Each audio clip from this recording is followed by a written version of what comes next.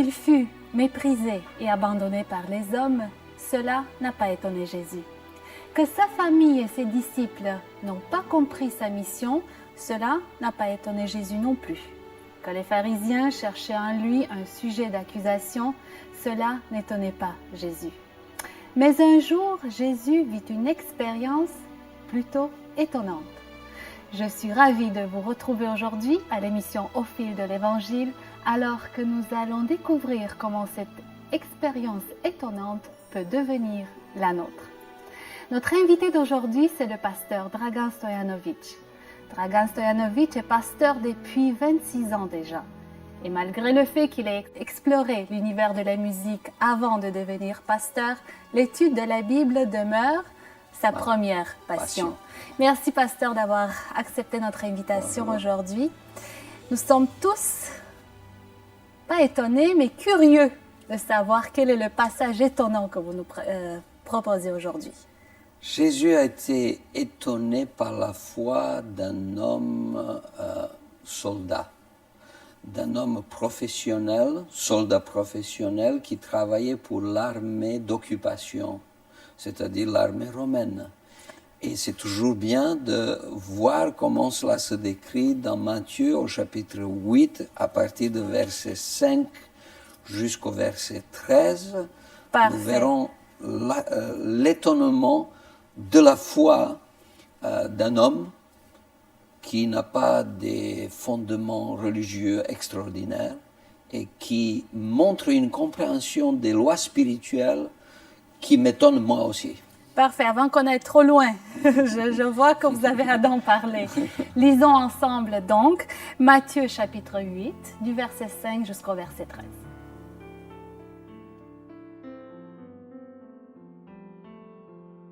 Comme Jésus entrait dans Capernaum, un centenier l'aborda, le priant et disant « Seigneur, mon serviteur est couché à la maison, atteint de paralysie et souffrant beaucoup. » Jésus lui dit « J'irai et je le guérirai. » Le centenier répondit « Seigneur, je ne suis pas digne que tu entres sous mon toit, mais dis seulement un mot et mon serviteur sera guéri.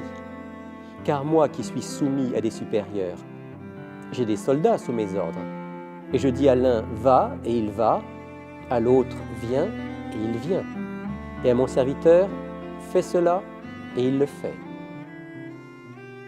Après l'avoir entendu, Jésus fut dans l'étonnement. Et il dit à ceux qui le suivaient « Je vous le dis en vérité, même en Israël, je n'ai pas trouvé une aussi grande foi. Or, je vous le déclare, que plusieurs viendront de l'Orient et de l'Occident, et seront à table avec Abraham, Isaac et Jacob dans le royaume des cieux.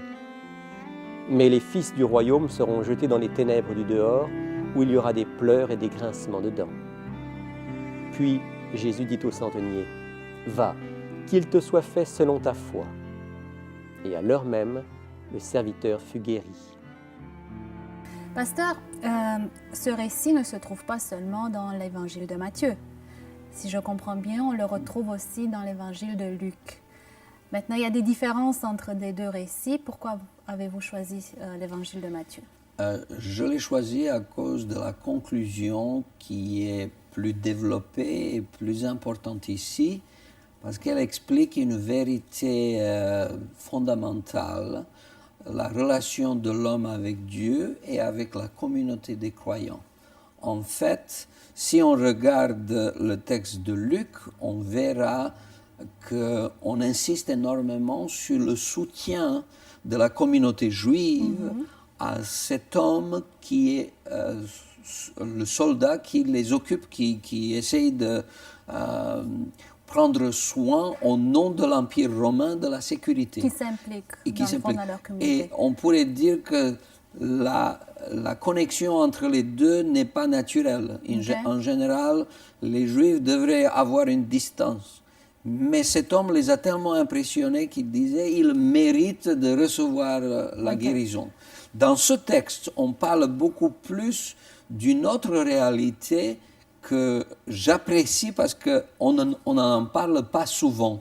Par exemple, Jésus dit En vérité, je vous le dis, même en Israël, je n'ai pas trouvé une aussi grande foi. OK. Et il rajoute, je vous déclare que plusieurs viendront de l'Orient et de l'Occident et ils seront dans le royaume des À cieux. table, ok. À table avec Abraham et Jacob. Qu'est-ce que cela signifie? Cela signifie que, pour prendre l'exemple d'un père de l'Église qui avait dit, qui a déclaré d'une manière extraordinaire, et simplement ceci, l'Église a ceux que Dieu n'a pas. Et Dieu a ceux que l'Église n'a pas. Et là, vous allez nous expliquer ça. Voilà. En fait, dans le cadre d'une communauté des croyants, disons par exemple, vous avez 100 personnes qui fréquentent cette église, ce n'est pas forcément 100 personnes qui sont enfants de Dieu ou qui ont la foi ou qui seront dans le royaume de Dieu. Si on vient à l'église, c'est parce qu'on aime Dieu et on aimerait bien être dans son royaume. Mais cet homme disait, l'église a ceux que Dieu n'a pas. Ce qui voudrait dire qu'à l'église, il y a ceux qui font partie du royaume de Dieu et ceux qui ne le font pas. OK. De l'autre côté, Dieu a ceux que l'église n'a pas. C'est-à-dire, l'église n'est pas forcément celle qui détient tous les croyants, tous les gens bien. Il y a des gens bien même à l'extérieur de l'église. Autrement, c'est pas parce qu'on est dans une église qu'on fait partie d'une église qu'on est sauvé. Exactement. Ce n'est pas notre lien avec l'église qui nous ouvre automatiquement les portes du ciel. Est-ce que ça diminue la valeur de l'église? Nullement. Pourquoi? Parce que celui qui sincèrement cherche de connaître Dieu, il va rencontrer l'Église, pour sûr.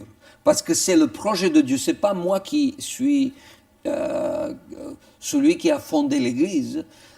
C'est Dieu qui a décidé. C'est Jésus qui a dit, je bâtirai mon Église. Donc quand je viens auprès de Dieu, automatiquement je viens auprès de ceux qui partagent la foi, parce que je vis en communauté. Comment est-ce que, autrement, je pratiquerai le fondement même de l'Église, aime ton Dieu et ton prochain comme toi-même. Donc Dieu a voulu à ce que ceux qui font partie de son royaume soient unis et qu'il devienne une image de son royaume. Donc c'est quand même un élément essentiel dans la vie spirituelle. C'est ça. Mais ce n'est pas l'élément qui va sauver. C'est ça. Autrement dit, quand il dit ici, il y aura plusieurs personnes de l'Orient et de l'Occident qui viendront et qui feront partie du royaume de Dieu, c'est que la place dans le royaume de Dieu est destinée à tous les hommes, quels qu'ils soient. C'est un message universel. Dieu accueille tous, qu'ils soient chrétiens ou qu'ils ne le soient pas. Son royaume est ouvert. Dieu ne fait distinction de personne. Et Jésus dit ça devant les Juifs qui l'entouraient, qui pensaient le contraire. C'est que, comme vous avez dit avec raison, il était étonné de trouver, non pas en Israël, ce qui pourrait être logique, naturel, mais de trouver à l'extérieur d'Israël une si grande foi. Bon, ben allons voir d'abord. Quelle est cette foi? Quelle est cette foi? Quel est cet étonnement? Donc Jésus rentre dans la ville de Capernaum à nouveau, et puis voilà qu'un centenier romain vient déposer une tout à fait courte prière, toute petite prière, très sincère, pour son serviteur. Pas pour sa femme, pas pour son fils, pour son serviteur. Maintenant, avant qu'on aille plus loin, c'est une relation inhabituelle entre un centenier et un serviteur. Parle-nous un peu de cette... Surtout à l'époque, un serviteur n'avait pas un grand statut. Il n'avait pas de sécurité sociale. Il n'avait pas de médicaments gratuits, etc. Tout ce que nous pouvons imaginer aujourd'hui. Et il est étonnant de voir un homme qui a une certaine autorité, qui est un soldat gradé, comme on pourrait dire, qui a probablement et certainement été en charge de la sécurité de toute la région, parce qu'il était centenier, donc il avait au moins 100 hommes, si ce n'est plus, sous sa direction. Que cet homme prenne soin d'un de ses serviteurs, c'est étonnant. Ça montre les qualités humaines de ce centenier, parce qu'il respecte, il est attaché même aux plus petits de ceux qui habitent sous sa maison. Et j'aimerais juste développer cette idée en ce qui concerne les chrétiens et en général ceux qui aiment Dieu. Pour moi, imaginons quelqu'un qui a sous sa responsabilité 100 personnes, comme on a mentionné ici, un chef employeur, d'entreprise, chef d'entreprise. Eh bien, écoutez, travailler avec un vrai chrétien comme chef d'entreprise devait être un bonheur et la grâce. Ce qui voudrait dire qu'il prendrait soin non pas seulement de les demander à ce qu'ils puissent performer, ce qu'ils puissent produire des résultats et de s'occuper d'eux tant qu'il y a le profit, mais qu'il les respecte comme des êtres humains.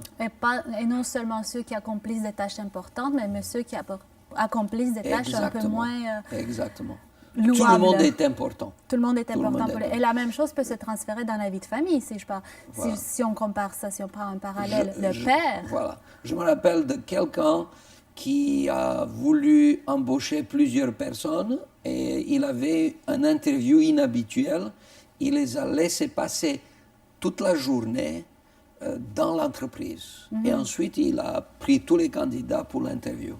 Et la première question qu'il leur posait était « Dites-moi le nom de la femme de ménage de l'entreprise.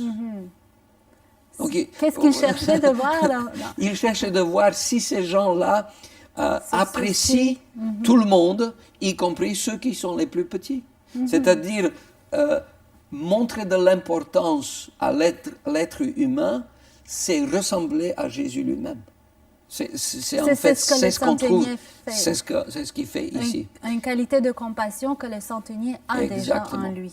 Maintenant, ce centenier, s'il va vers Jésus, c'est qu'en quelque part, sa vie spirituelle a fait un petit bout de chemin. Il comprend les choses spirituelles. Vous avez mentionné il y a des lois spirituelles que même ceux qui fréquentent régulièrement l'Église ne comprennent pas. Et on pourrait dire qu'ici, c'est ça le grand étonnement.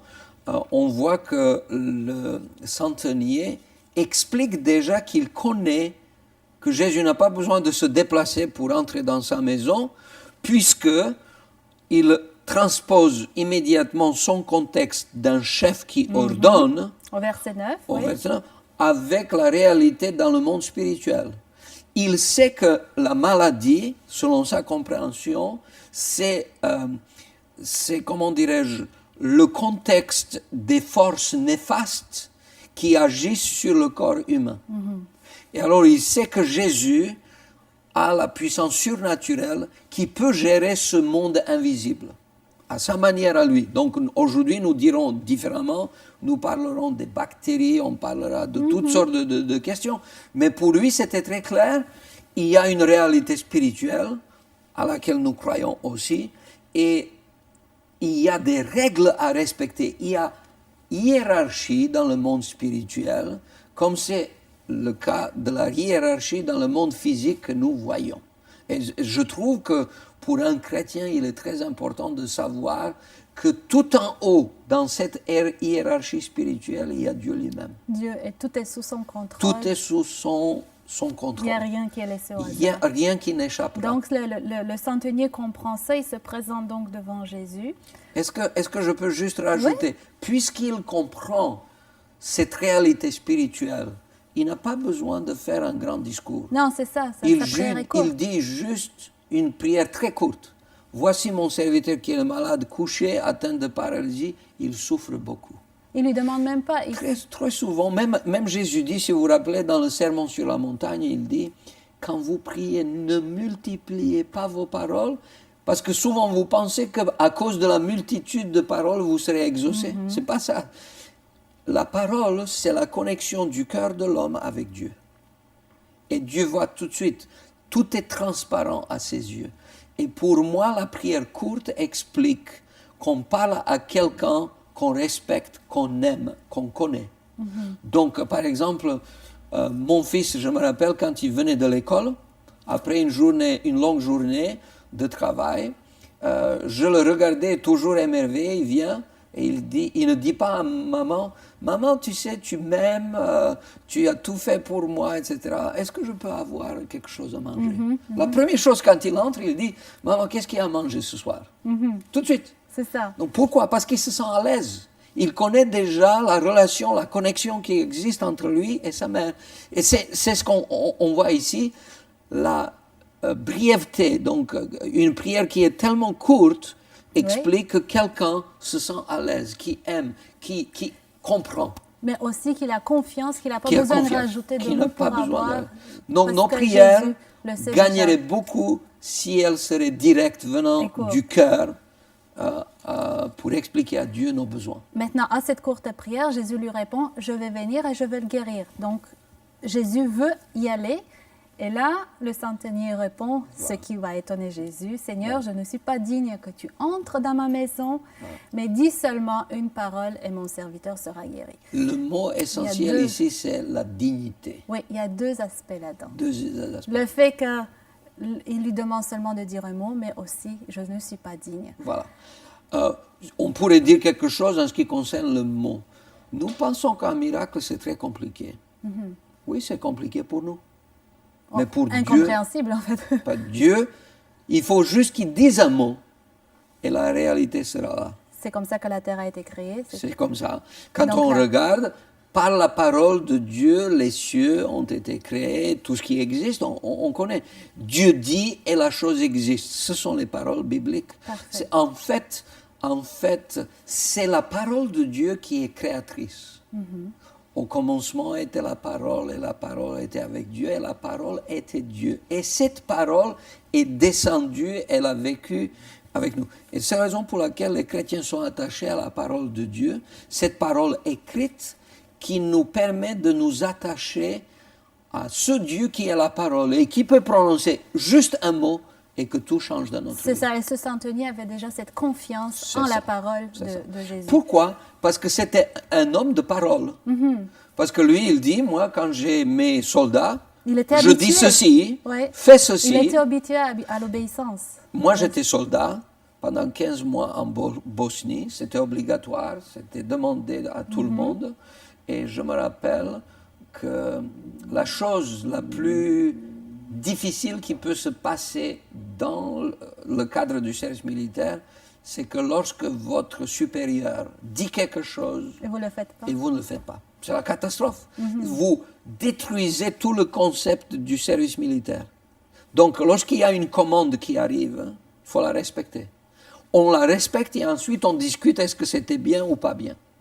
Donc, un homme professionnel, un soldat professionnel, normalement connaît l'importance de la parole.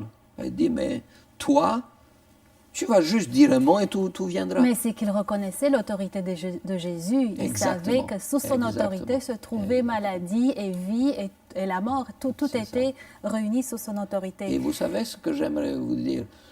J'aime beaucoup l'expression que Jésus a utilisée lorsqu'il était en Gethsémane. Il avait dit, toutefois que ta volonté soit faite, mais pas la mienne. Et j'aimerais dire que des fois, on exagère. On vient à Jésus comme si on n'est pas sûr qu'il est en mesure de changer des choses dans notre vie. Il ne suffit pas juste de dire, Seigneur, je te demande, mais toi tu fais comme tu veux. On mal interprète. On mal interprète. On interprète parce mal que plutôt. Dieu est celui qui veut que les choses changent.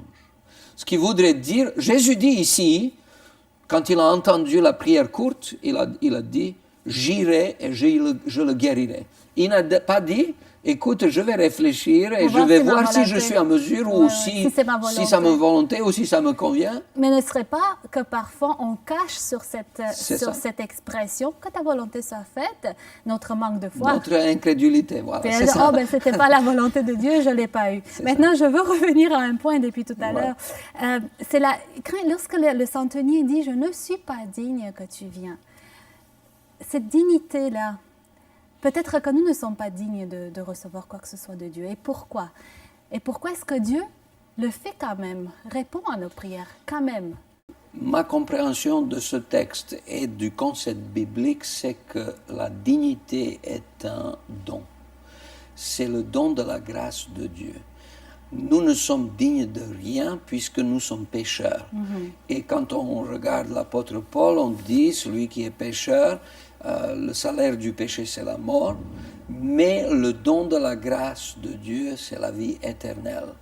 En fait, à travers Dieu lui-même et l'action de Jésus-Christ que nous recevons la dignité, et c'est pourquoi nous pouvons dire, voyez quel amour le Père nous a témoigné afin que nous soyons appelés enfants de Dieu.